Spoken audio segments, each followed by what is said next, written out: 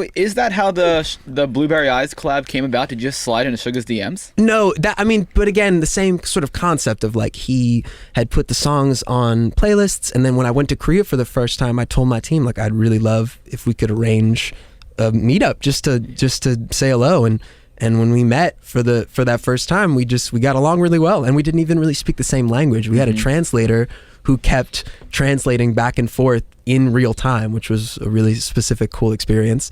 And yeah, we just got along really well, which was cool. And then we made the music. And now you wrote Yet to Come. Yes. For BTS. Yeah, co-wrote it. It was such an honor. Oh my, it's just, I feel so, I can't believe that they're like naming concerts after it. And it's it's the coolest thing ever to be a part of it in a small way. How does that go down? Like, do you just happen to show the guys music? Do you show their team? Fascinating process. They were going to be in New York, and I was flying to New York, and I hadn't seen them in a while, and I asked my team to see if we could arrange another meetup, and it turned out that they were leaving like the day I got there. So all good, didn't meet up, but then their team emailed and asked, would you like to try writing towards the next album? And I was like, whoa, yeah, of course, I'll do anything. So they send tracks, like 2 tracks that they're working towards, and they're like, these tracks are definitely the tracks. Will you try writing some songs over these tracks? So I wrote over 2 months, I wrote like 6 different songs, the best songwriters with me, all this stuff. Did you set those rooms up? Or? I did, yeah, and my teams, like we would go in for my project, but I'd be like, you guys want to try writing a song for BTS? Like I have this opportunity. But crazy enough, the first song I wrote on the way to New York. Like that next day, I flew on the plane and wrote a song while I was on the plane and recorded it in my bedroom in New York, just with my friend Ryan, who you've met. Yeah. Just in like a mic, just on the side of the table, and I thought nothing of it. I was just like, I don't think they're gonna like this, but I'll write with the best ever.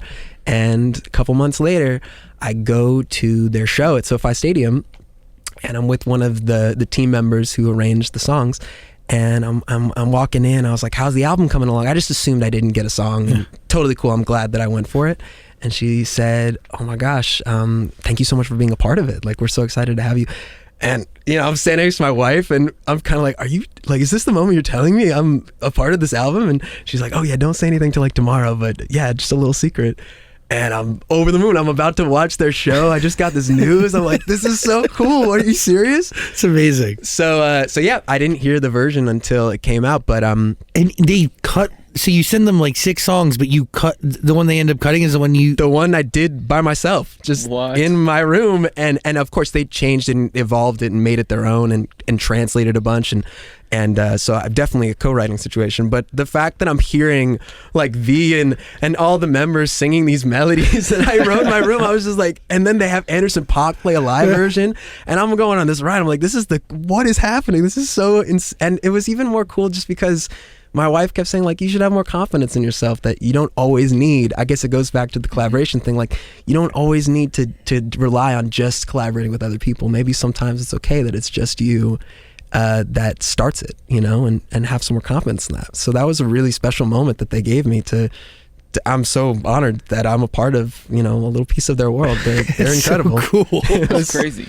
It was wild. It's still wild. They just did like a version with Hyundai for it. Like, I've never seen a group do a version of a song with a brand, and like they did a whole new version, like with new music. I'm like, this is keep me going, baby. This is so cool. I love seeing how this goes. When you're writing those lyrics, are you writing like what would Max want to sing? Or are you writing like what would they want to sing? No, they were very specific. I love how their team operates. That's the other thing I love about it. And you guys know in the music industry, it's so, oh yeah, try this thing, and then you never hear anything. Mm-hmm. But they don't let you know until it's definitely happening, and they let you know exactly what they want. They said, they wanted something emotional, and they'd been gone for a long time, and this was like a really big moment, comeback moment, and would you write a song that reflects that with this track?